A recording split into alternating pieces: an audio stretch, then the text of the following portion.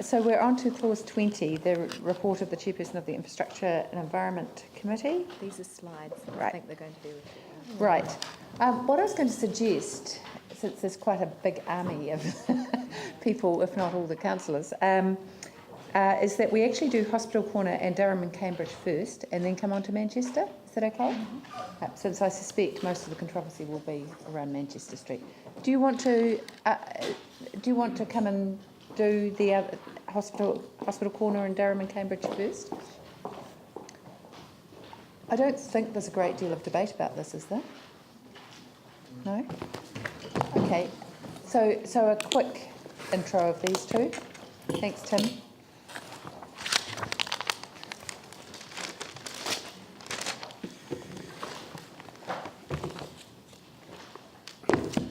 Thank you, Madam Chair. Good afternoon, councillors. As you've just said, Madam Chair, the report in front of Council this afternoon contains proposals for three major accessible city projects under the Phase 1 cost share agreement between the Council, Crown and the New Zealand Transport Agency.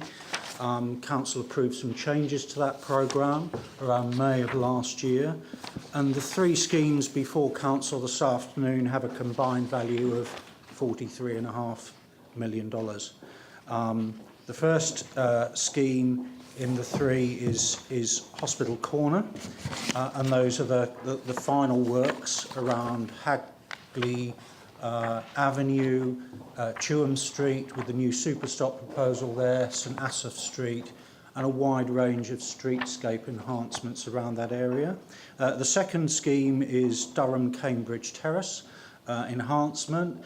That has a value of around $14 million, and that is generally an enhancement of that corridor, achieving conformity with the adjacent Avon River precinct proposals, and includes a short section of two-waying of Durham Street between Lichfield Street and Chewham Street in order to provide improved access to the new car parking buildings off Lichfield Street and to maintain access to Oxford Terrace premises. The third scheme, which I think we'll come on to shortly, are the proposals for Manchester Street, and I'll summarise that for members shortly.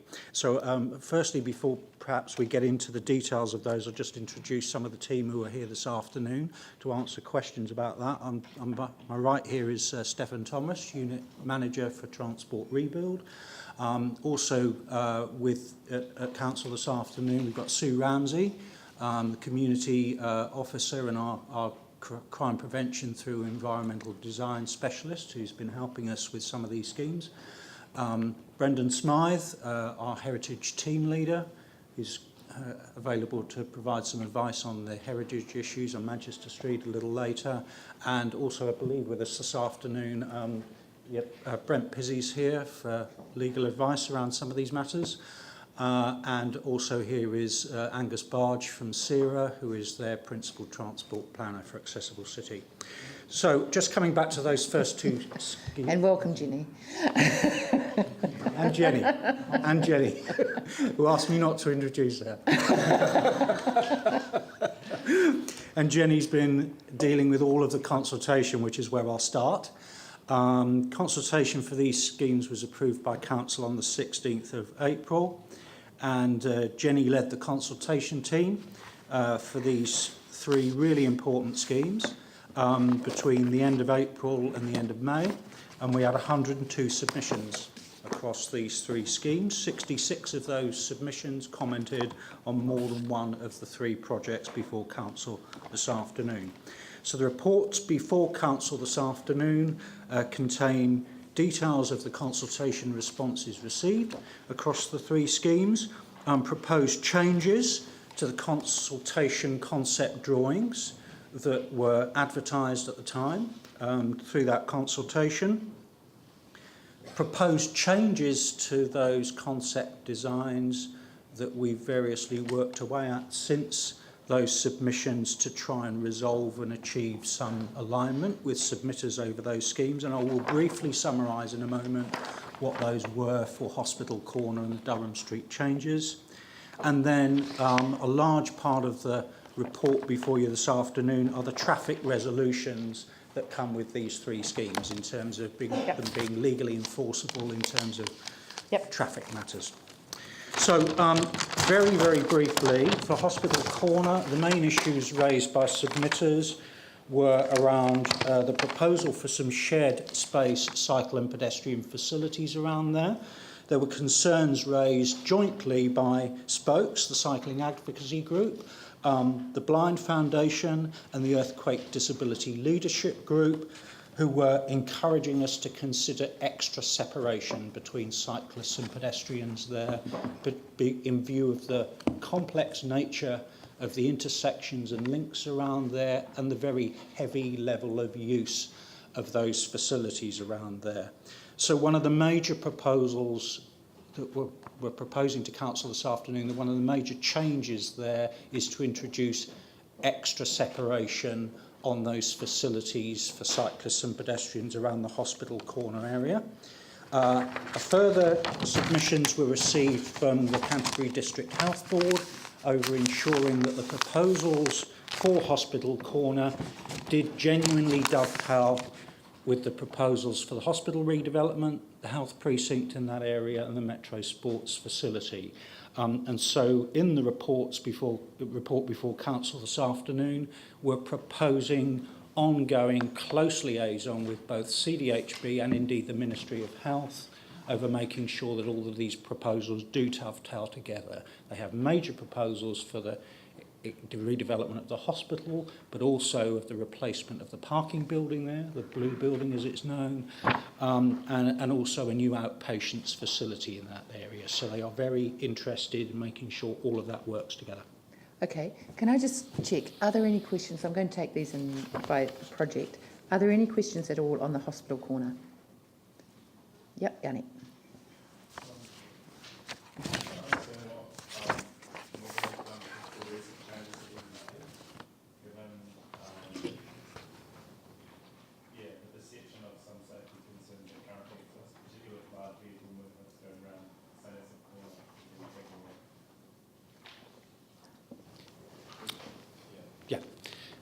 Thank you, Madam Chair. Yes, I mean, the proposals around there in terms of the modelling for all of these schemes are constantly revisited as our knowledge of proposed car parking buildings, for instance, and quantums of parking in various sites, we're continually revisiting the modelling. Most of the traffic modelling we've undertaken for these schemes is looking at PM and AM peak periods at 2031.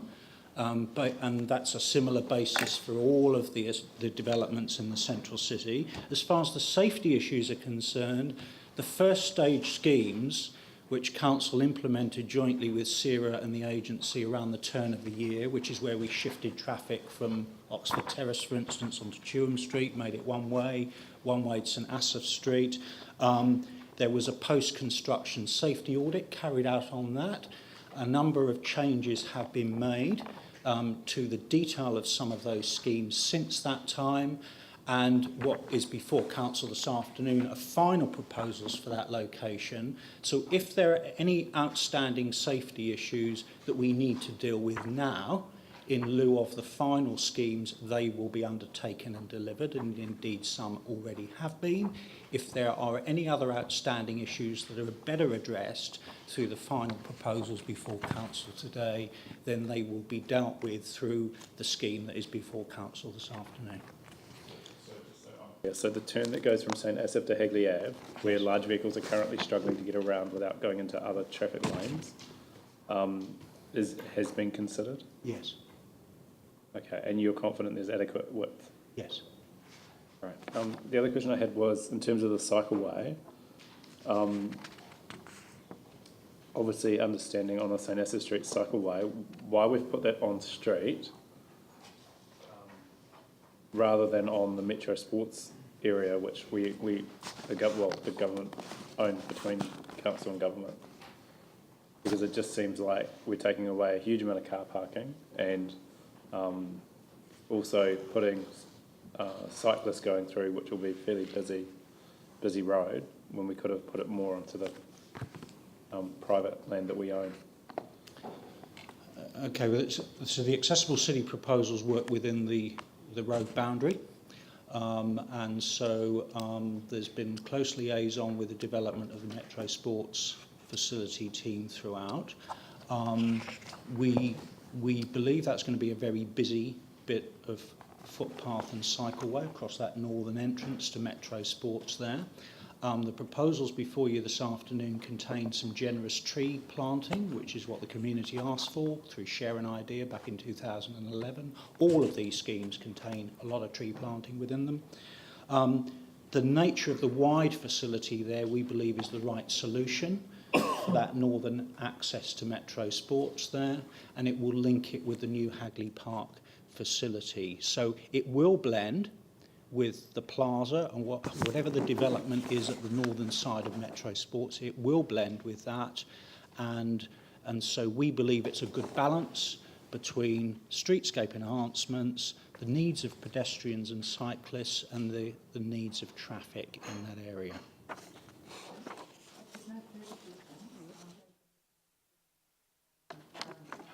Just one quick one, Vicky, if I may. Thanks. Just the DPA Blind Foundation, was your impression once you'd made those changes, they were happy with them, or have they seen those changes since you've...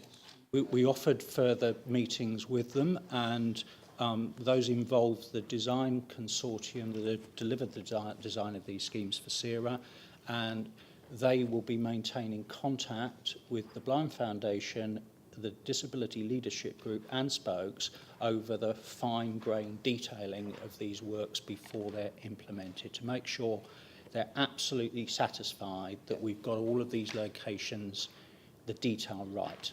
Because the devil's in the detail for those people with these particular schemes. Thank you. Thanks.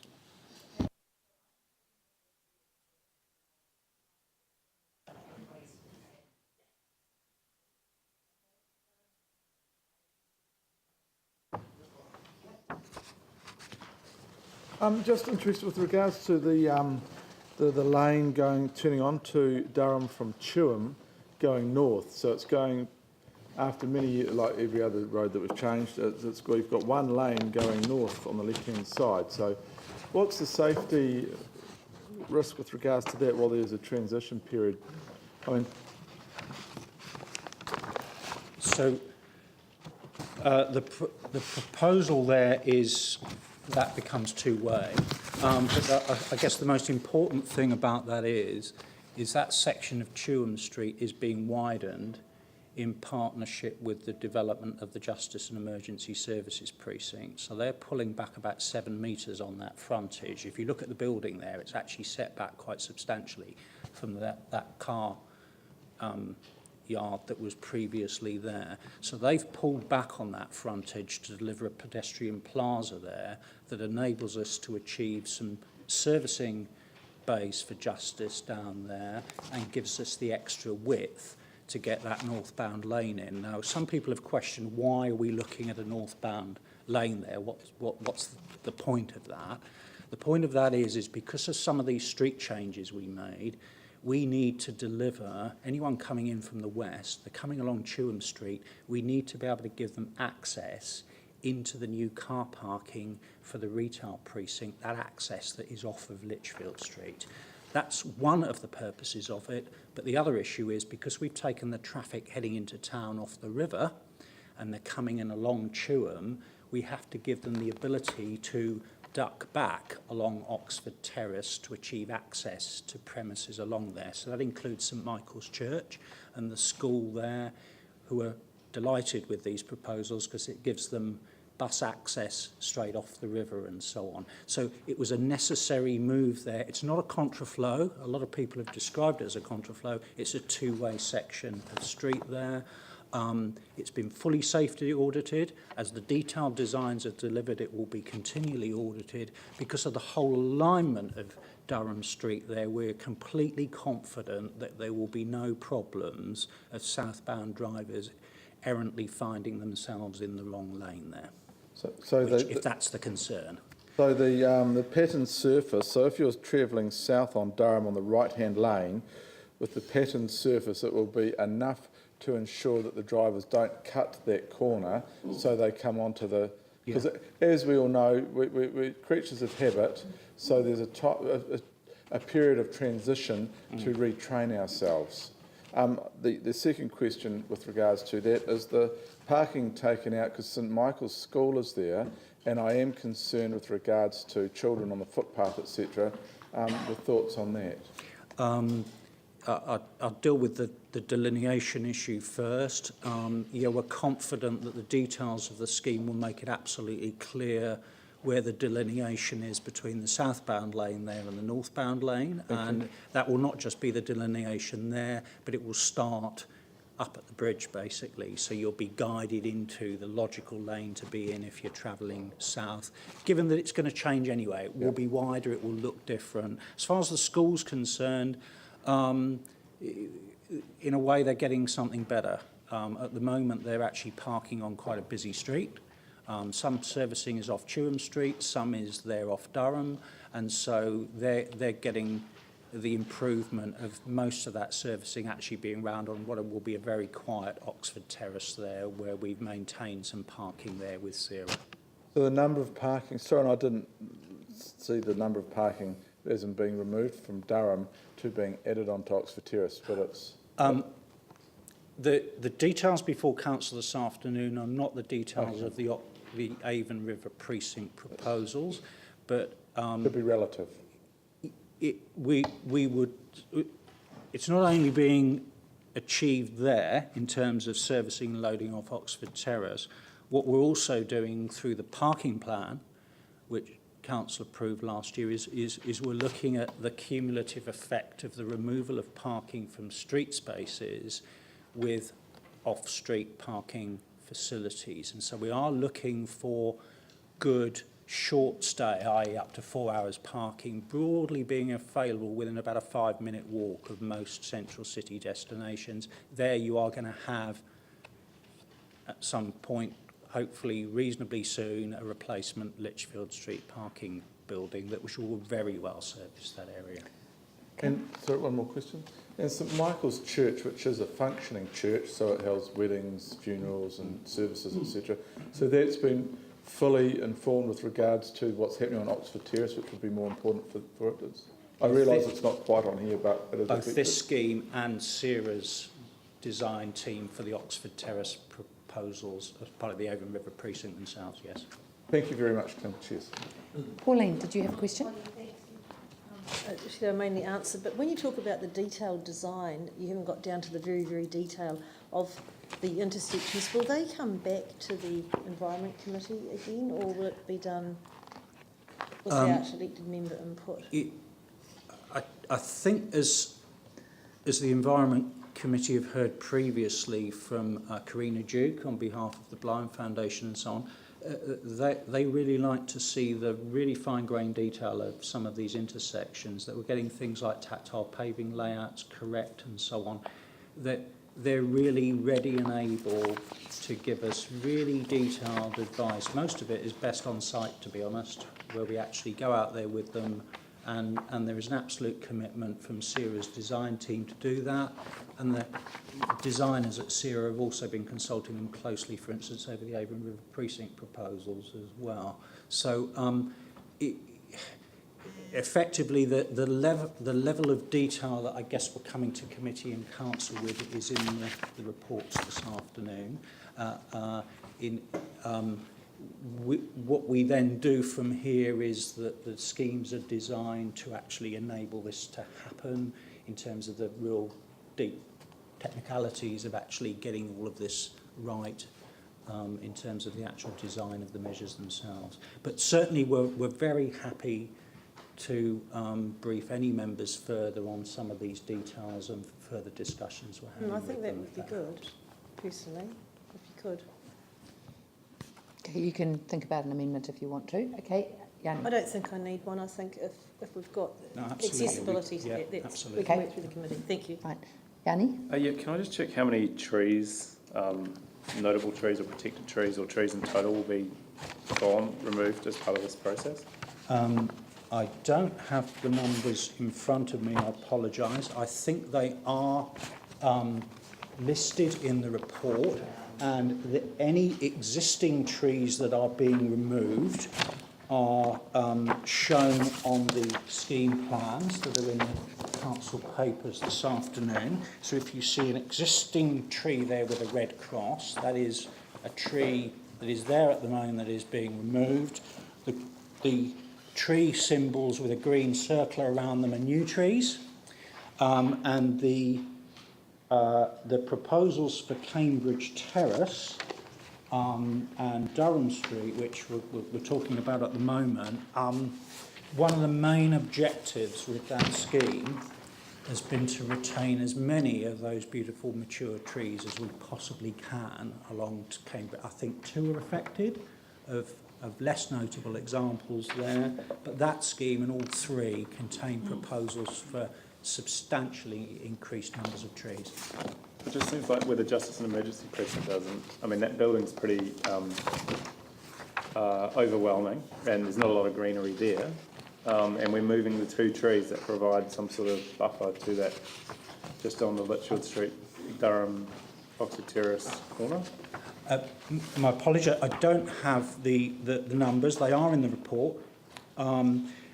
I do believe, though, that I think the plaza outside the Justice and Emergency Precinct, I think there is some tree planting proposed as part of that within the red line of the Justice Precinct. In other words, it's being delivered by that rather than this scheme. And especially on the corner of Durham and Litchfield Street, that north-western corner. Do you have the net numbers, Tim? Like additional trees? They are in the report, Madam Chair. Off the top of my head, I'm not quite sure where. I was just concerned that, I mean, obviously people feel really passionately about trees, and I know with the hospital corner there's quite a number of trees that are getting removed. The other thing was, I'm still kind of struggling to understand where people are going to park when they come into the city. Is it just we expect that they'll go to the off-street car parking buildings? So, it just, it really, I mean, I'm just trying to get a scale. So how many car parks are we removing from here? I do have those numbers. So the hospital corner proposals are reducing the previous on-street parking numbers by 123. Yeah. The Durham Street Cambridge Terrace proposals reduce the on-street parking numbers, and I stress numbers, by 79. And the Manchester Street proposals reduce the numbers of on-street parks by 35. I think it's important to stress at this point, though, that the proposals generally contain the general proposal that remaining on-street spaces should be more efficiently used than they previously were. So they are very much being prioritised for short stay parking, on-street loading and servicing to assist frontage premises, and mobility parks. And that is a feature through all of the schemes. So looking at the bald numbers does not show the complete picture. The complete picture is making better use of the street space as it exists. In the hospital area, there are likely to be proposals for a significant replacement of the blue parking building there. The Durham Cambridge proposals will include the ability to, obviously, to get to Litchfield Street car park and any parking associated with other developments down that corridor. And the Durham Cambridge ones, as I've just said, are really about maintaining great access to the new parking building off of Litchfield Street. Right, and just a final question. I'm really concerned about the two-way of Durham Street. So I had that with Litchfield Street. It was pretty scary. If we wanted to change that, what would our options be? Few. And zero. Few. Sorry. Few at 0. I mean, I just from a safety point of view, like I see people turning the wrong way up one-way streets already. The natural kind of progression for people with an arrow is to go straight. So it just sits really uncomfortable with me. Like, maybe could we two-way Durham Street more further down, or to Hereford Street, which would be probably provide good access in, or what could we do? Madam Chair, we don't believe that's necessary. We believe the proposals, as I've I've just said in safety terms, are very legible. They will provide very clear destination signage.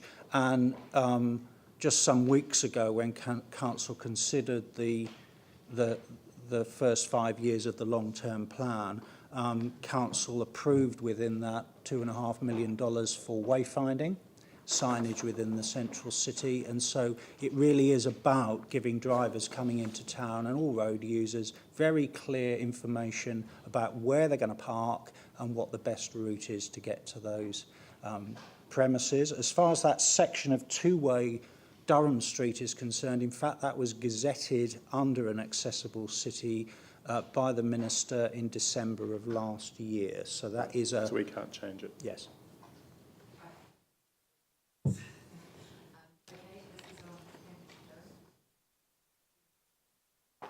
It's around the loss of on-street parking, and obviously a lot of this is around the GAL philosophy, this removal of on-street parking.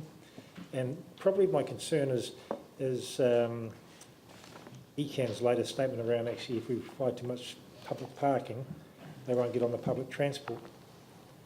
So I'm just wondering, is this the drive of the City Council to actually remove on-street parking to push people more into public transport through the successful city plan? No.